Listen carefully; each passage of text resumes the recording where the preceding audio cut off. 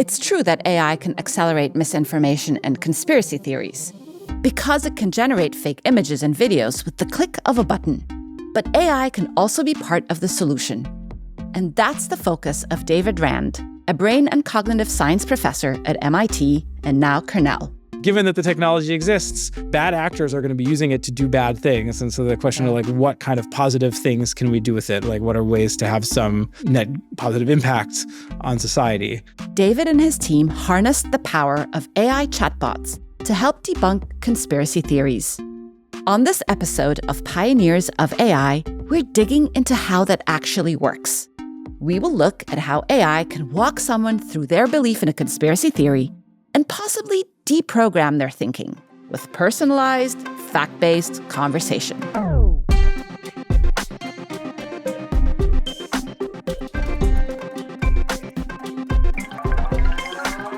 Hi, David. Welcome to Pioneers of AI. Thanks for having me. It's great to be here. When we were doing research for this podcast, I realized that you were in several rock bands growing up. Tell us more about that. Yeah. That was from, I think, by maybe junior year in high school through the first year of grad school. The thing that I cared the most about in life was playing in punk rock bands. And so I played in normal punk rock bands through college, and then all my bandmates graduated and left. And so I started doing electronic music where I program things on the laptop, plug it into the speakers, and run around and sing and do jump kicks. One of my old bandmates said this, and I would always say to my sets is he said for the first song, he thought it was kind of funny because it was a guy running around singing with a laptop. And then the second song, he started to feel really awkward and embarrassed for me because there's just a guy running around singing with a laptop. And then by the third song, he started getting into it. Okay, That's awesome. So let's talk about conspiracy theories. And I want to start first by defining what a conspiracy theory is. And it's basically a theory that explains an event or a set of circumstances as a result of a secret plot, usually by some powerful conspirators. Would you agree with that definition? And also, What are some of the most common conspiracy theories out there today? Yeah, so that's a great definition of a conspiracy. And I think one important point is not all conspiracies are false. Sometimes powerful actors do actually conspire. Watergate was a conspiracy. And also, not all false claims are conspiracies. There are lots of false claims that just directly make inaccurate statements, but don't have this kind of conspiratorial aspect to it. So it's a particular slice of things. And I think a lot of the reason that a lot of people are interested in conspiracy theories is, although they're not definitionally false, a lot of the very popular conspiracy theories are pretty obviously false and yet widely believed. And so it makes them kind of psychologically interesting of how is it that people continue to believe things that are clearly not true in the face of substantial amounts of counter evidence. What is the psychology of conspiracy theory? Why do people believe in it and believe in some of these theories and believe so strongly, right? Yeah, so this is what the research that we're going to talk about today kind of grew out of, which is in the face of evidence that people believe. Various previous estimates have said something like half of Americans believe at least one conspiracy theory that is kind of widely refuted, and so the question is, how can people believe these kinds of things when there's all the evidence that shows that it's not true? And so the standard psychological explanation is people want to believe. There are all these different motivations that drive you to believe conspiracy theories. And so therefore, you sort of ignore or write off counter evidence because you want to believe. And so these kind of psychological motivations basically blind you to corrective evidence. This line of research that we've been doing was largely set up to kind of challenge that take. Because, so it's possible that people believe conspiracy theories because they just ignore evidence, and, these motivations insulate you against inconvenient evidence. But we're another possibility is just that people often haven't heard the right evidence. What we've seen from some of these dialogues that we've collected is people will say things like, I 100% believe that 9/11 was an inside job. I've watched a bunch of videos on YouTube and they were very compelling. It's essentially they were only exposed to the conspiratorial explanation and they never got the debunking. Interesting. It's because people are maybe not necessarily motivated to go out and search for Right. disconfirmatory evidence, but that doesn't mean that they would ignore it when they get it. And actually, I think another important part of this is my close collaborator, Gordon Pennycook, and I had a paper recently on conspiracy belief where we found that conspiracy believers massively overestimate how many other people believe in the conspiracy they believe in. Interesting. I think everybody, it's obvious and everybody believes in the same theory. Right. And it seems crazy because how could that be? But I think that, so part of it is what we show in that paper is that a strong predictor of believing in conspiracy theories is being overconfident in your own abilities and sort of oh, whatever, I don't care that other people disagree. I know what's up. But I think it's also part of that overconfidence is not appreciating the fact that other people disagree with you. And I think that you would think that, okay, so how would you know that other people don't believe the conspiracy theory? It would be because when you say, hey, I believe 9/11 was an inside job, they'd be like, no, come on, that's crazy. But if you think about it, nobody likes, or almost nobody likes doing that because people don't like confrontation. Right. So, when you're at Thanksgiving and you're saying all your crazy conspiracy theories, you might have some relatives that would be willing to get into it with you, but most people are going to be like, yeah, all right, whatever, Bob, and then change the subject. Right. And so if you're an overconfident person, you're like, oh, great, they agreed with me. During COVID-19, my mom saw this TikToker. He's an Italian TikToker. And I guess he believed that Bill Gates was implanting 5G chips in the COVID vaccine. And she literally, she was like, look, she kind of believed it. And to your point about not being confrontational, I rolled my eyes and just left it at that. Right. But I'll say, so a result of that is I think a lot of people, like a good chunk of people that strongly believe conspiracy theories haven't actually heard the non-conspiratorial explanation for whatever they're interested in explained in a clear and cogent way. Yeah. And so our idea was maybe if we just could, facts and evidence do matter to a lot of conspiracy theorists, you just have to give the right facts in the right way. Yeah. Because, another important element of conspiracy theories is often they're very complicated. And because for conspiracy theories that aren't true, since they're not constrained by the truth, you can have many different versions of them. Part of what makes it really hard for humans to debunk other people's beliefs is this great variety in what people believe. And then we were like, okay, well, what has access to a vast amount of information and has the ability to personalize their response to whatever the person says? Oh, well, these new large language models like, GPT. And so that was what we did in this project. We wanted to say, could GPT actually effectively debunk conspiracies, which would mean that actually information does work if it's the right information, or are the conspiracy theorists just going to ignore whatever GPT has to say, which is what you would expect based on this sort of more motivational, I want to believe kind of psychological framework. What makes a conspiracy theory successful? What are the ingredients of a conspiracy theory? And also, are there stronger theories than others? And how do you assess that? In some sense, the question of what makes a conspiracy theory successful is $1 million question if you're a conspiracy theory generator. And I don't think we really know. In the same way, it's like saying, well, what makes content go viral? Right. It's like, well, if I knew, all my stuff would be going viral. Right. And actually, I feel like anybody that tells you this is how to make your thing go viral, probably I don't really believe what they're talking about, because otherwise all their stuff would be going viral, and it's not. It's an evolutionary process where you've got the ecosystem is just all these different possible conspiracy theories. Every time somebody makes up a new one, it's like introducing a new variant or a new, and then they compete for attention. And then the ones that happen to do really well are the ones that take over. And also they probably mutate and evolve along the way with the aspects that people are glomming onto getting amplified. And so, and so you can wind up with these very elaborate, very bizarre, but very popular conspiracy theories because they arise out of this sort of cultural evolutionary process. You came in basically with this hypothesis that using AI could possibly help people kind of move away from their belief around a theory. So who did you partner with? How did you conduct the study? Where did you find these people? Yes. What do you tell them coming in? Yeah. So this is a collaboration with my long-term, really close collaborator, Gordon Pennycook, who's in the psych department at Cornell, and Tom Costello, who was Gordon, my joint postdoc at the time we ran this. And he's a professor at American University now, and he's moving to Carnegie Mellon this summer. Tom developed this like really creative way of doing this experiment. It's like we did online survey experiments. We recruit participants from a sort of nationally representative-ish sample. And then we start by asking them what conspiracy they believe. And then we filter down to people that actually believe a conspiracy. And they could just type out anything that they want. Now, what's the evidence that you see for this? Like, what makes you believe it? And they type that out. And then we use GPT to summarize back everything they wrote into one sentence.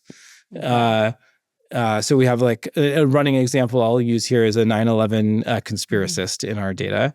And so the person was like, I think that the U.S. government was behind the 9/11 attacks, and evidence for it is that World Trade Center Building 7 collapsed, even though it wasn't hit by a plane.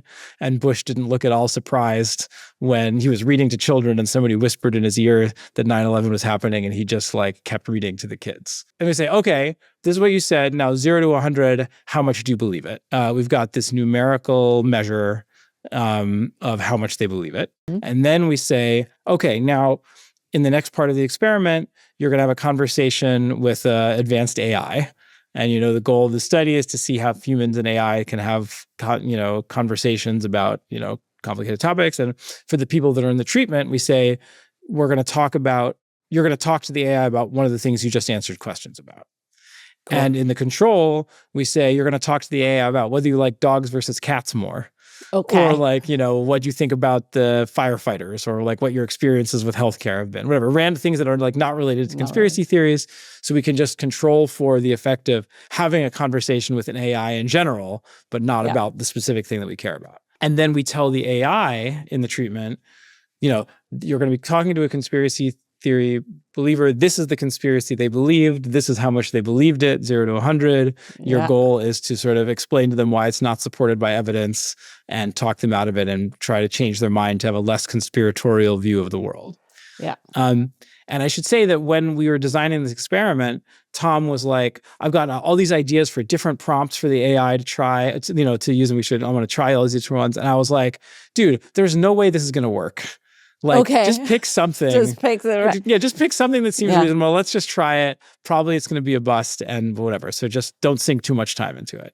Was your hypothesis going in, so come on, like AI is not going to move people, people on this. Basically, I was totally on board with the I want to believe kind of explanation of conspiracy theories.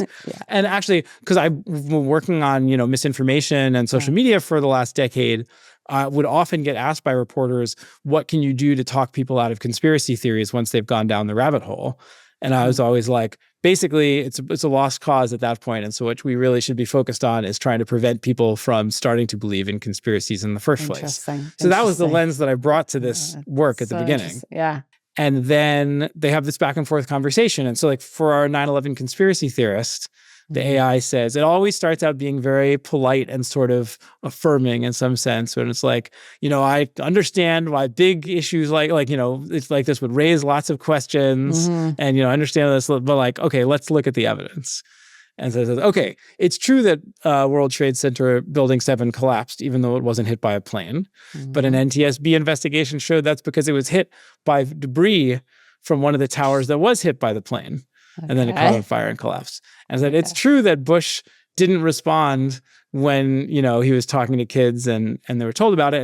And, supporters and critics have argued about whether this was the right thing to do or not, but he was trying to avoid a panic. It's not that he already knew about it.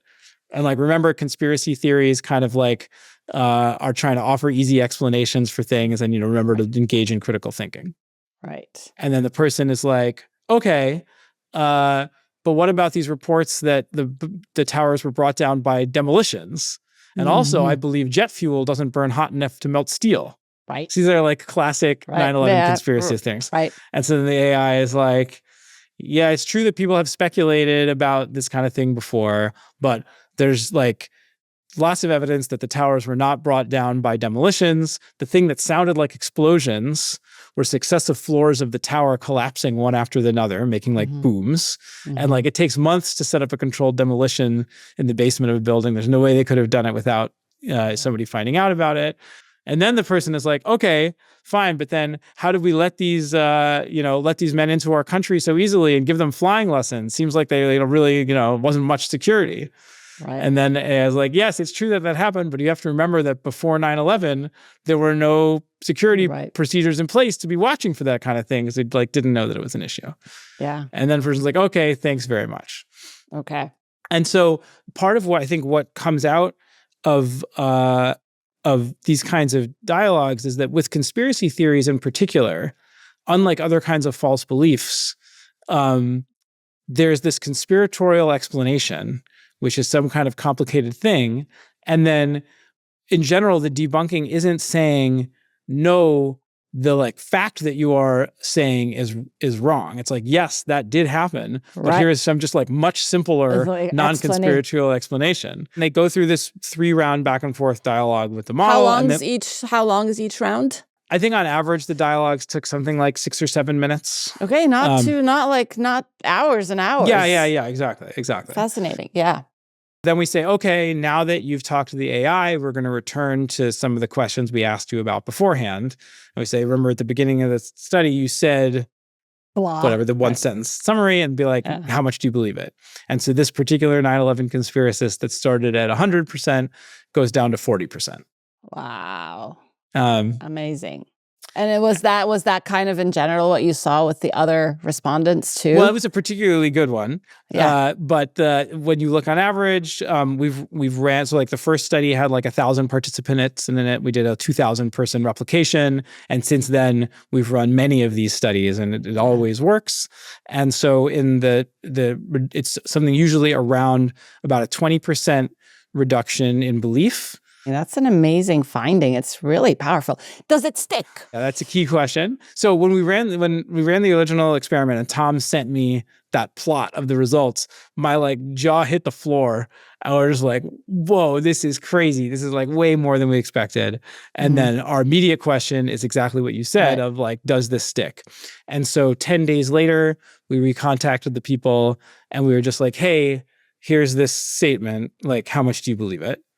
And at 10 days, the effect was totally stable. Like it hadn't gotten any smaller. Incredible. It was just as big as it was immediately.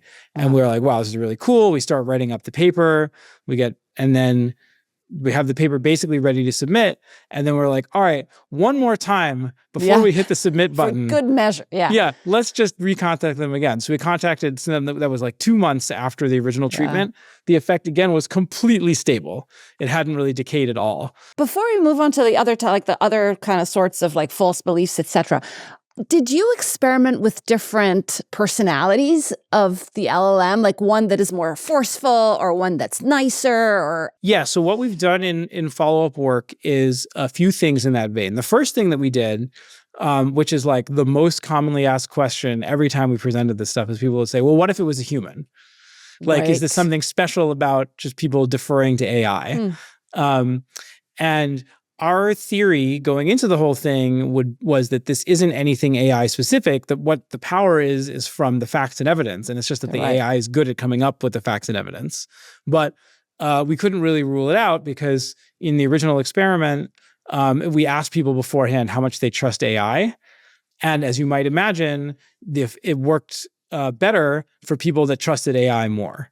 Because if but importantly, even the people that said they completely didn't trust AI, it still worked to some extent for them. But we're like, okay, well, maybe there's some really important AI aspect going on here. And so we ran an experiment where we had people talk to the AI, and we either told them they were talking to an AI or we told them that they were talking to an expert. And the reason that that's the important way to do this rather than having them actually talk to a real human is if you have them talk to the AI or talk to a real human, then two things are different. They think it's an AI versus a human, but also the content of what's going to be said would be totally different. We found it didn't make any difference at all whether you called it a human or an expert. Even when you called it an expert, it really effectively reduced people's belief. And so it's not something special about thinking it's an AI. It's the facts and evidence. Talking with these chatbots helped change people's minds about conspiracy theories, and the effects were long-lasting. So what does it look like to apply this use of AI at scale? And are there more applications beyond conspiracy theories? So you've essentially taken this research and you're applying it at scale in a number of ways. So you launched debunkbot.com, which I've played around with a little bit with all these like COVID conspiracies. But I feel like I have to be a believer first, really, for this to really work. But yeah, what are other ways you are applying this kind of finding? Yeah. So I think the first thing just to say on the debunkbot.com, so it's a website that exists out in the world. Anybody can go and basically just do exactly our study. And we're in the process of doing a sort of a user experience overhaul to make it even friendlier. But we've had more than 100,000 visitors and just organic traffic from us not doing anything to promote it, essentially. And when you analyze those conversations, you see that people changed their beliefs as much or more as the people that we paid to do the survey in our experiment. For the Debunk Bot, listeners, you can go and try it yourself if there's any conspiracies you believe in, see what you think. But also, I feel like part of the value of it is if you have friends or relatives that are conspiratorial, you can send them that way. And also you can practice with it. If you want to get ready for your Thanksgiving debate, like you can say the things that you've heard your friend or relative say, see what DebunkBot says back to it, and then have that ammunition ready when you show up. One powerful thing David has done is apply this work to real-time events. After the Trump assassination attempt in July of 2024, he leveraged AI to combat developing conspiracy theories around the shooting. Here's more on that. In the original study, the beliefs that we were debunking were these classic conspiracy theories, or at least like very widely discussed conspiracy theories where there is a large body of disconfirmatory evidence and non-conspiratorial explanations. Right. And so, which underpins everything that I'm saying about how it works. It said, okay, you think it's like this, but really it's like this. So that is very powerful, but it requires the non-conspiratorial explanations to exist. Right. And so when things are happening in real time, we don't know. It's not like it has been investigated and here's the real explanation. And so you might have expected that the debunk bot wouldn't really work in those cases because it wouldn't know what to say. And so we wanted to try it out. And so as you mentioned, during the week after the first Trump assassination attempt, there was all different kinds of conspiracies going around, both on the right and on the left. Generally of the flavor of the people on the right thought the Secret Service let the gunman through and they wanted, Trump to get assassinated. And the people on the left thought the whole thing was fake and it was just a publicity stunt for Trump. What we did is we did this exact same setup. And to our surprise, we found that the model worked just about as well as it did for debunking the classic conspiracies. But when you look at what's happening in the conversations, it's doing it in a very different way. Like for the emerging conspiracies, or whatever current event kind of conspiracies, it's not offering alternative explanations and, it doesn't have them, because they don't exist, right? And instead what it's saying is basically, here is what is known and everything that's not that, we just don't know. And so you shouldn't be believing things. You should basically encouraging people to, engage in some critical thinking and not just like jump to conclusions and not just believe whatever they hear, but basically say anything that's not this is just speculation. So don't believe it. After the second Trump assassination attempt, we recontacted a bunch of the people from the first study and we're like, hey, what do you think about what's happening with this assassination attempt? Yeah. And we found a spillover where the people that were in the treatment after the first conspiracy theory were less conspiratorial about the second conspiracy theory. About the second assassination. Yeah, very cool. So you did a study around the racial wealth gap, which I'm very curious about. It's an area that I'm very interested in. Tell us more about that. Yeah, totally. So after we did the conspiracy theory first set of experiments, we were like, wow, we picked conspiracy theories because we thought they were going to be really resistant to evidence. And yet we found these really big effects. let's try and push it even further, trying to find other boundary cases where we really don't think this is going to work. And so the next experiment that we ran was on trying to explain sort of like the structural factors underpinning the racial wealth gap, try to explain that to Republicans. And we're like, nobody, I think, thinks that the reason that people are rejecting structural explanations for the racial wealth gap is about facts and evidence. It's like a super salient culture war kind of topic. It's very identity laden. And so I ran this with the expectation that it wouldn't really do much. Again, because I didn't think that there were going to be people who's like, oh, you explained it to me. Okay, that makes sense. Like, what world is that? But what we did, so basically we had a similar setup where we recruited, a large number of Republicans from these online samples. We gave them some statistics about how white families in the US have so much more wealth than Black families.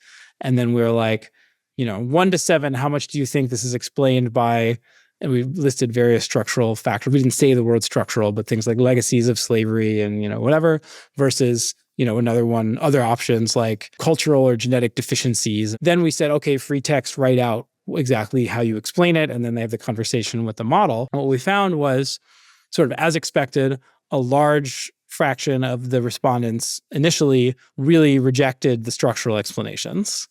But among those people that rejected the structural explanations, we got like a really big, 15 or 20 point on a 0 to 100, like 15 or 20 percentage point increase in people saying like, yeah, the structural explanations make sense. And when you look in the dialogues, a lot of people saying, oh yeah, like this is the first time someone's explained something to me that actually makes sense. Interesting. And so again, I think exposure to facts and evidence. And like with the conspiracy theories, I think something that's important to remember is, 75% of the conspiracy theorists didn't stop believing after the conversation. So it's not like it works for everyone. Right. But the point is there's like a really substantial chunk of people that just never heard the explanations before. Yeah. And that's true even for, the racial wealth gap thing. I think in general, like the average person doesn't want to have inaccurate beliefs. But I feel like you very rarely get exposed to the evidence that contradicts what you already believe because you're listening to people, you're watching news that's from your side and you're listening to political elites that are from your side and you're hanging out with friends that are either from your side or are polite and don't want to get in arguments about things. And so you just sort of like don't get exposed to the disconfirmatory evidence. Are there other areas where you're very excited to apply this work? I mean, ultimately your work is about changing people's minds, right? Are there other use cases or applications of this? There's a lot of applications in healthcare in terms of like first countering misinformation, like around vaccines and things like that, but just way more generally helping people make informed decisions. And I feel like another one is local politics, where I feel like local elections in many cases actually impact your life much more than national elections. And people are amazingly uninformed about, I think even sort of what we call high information voters who care about politics in general, typically know very little about school board candidates and city council candidates and mayoral candidates and stuff like that. But so you can imagine building one of these models that essentially just like helps people navigate information, like ingests all the statements from all the candidates and public videos and whatever. And then you can say, well, this is what I care about. And it says, okay, well, this is sort of where different candidates stand on that. And yeah. All right. So to wrap, I always ask all my guests the same question. In this world where AI is very persuasive and it's smart and it knows all the evidences and facts, what does it mean to be human in the age of AI? Okay, so my snarky answer is it means check the sources. Okay. I like it. I love it. What it means to be human is to like see, is the source that this AI citing something I actually think is credible or not? I love it. That's an awesome answer. I think this is a great way to end our conversation, David. That was awesome. Thank you. All right. Well, thanks so much. This was really fun. Often conspiracy theories are deep-seated in people's minds, and it seems like nothing could budge them at all on their thinking.